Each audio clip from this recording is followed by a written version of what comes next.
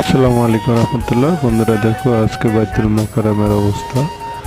বাইতুল মোকাররমে বিকালবেলা গিয়েছিলাম একটু এখানে কাজের জন্য গিয়েছিলাম, গিয়ে দেখি যে পাও ধোয়ার মতো জায়গা নেই এবং এত পারাপারি আর এত পরিমাণের লোক ভিড়।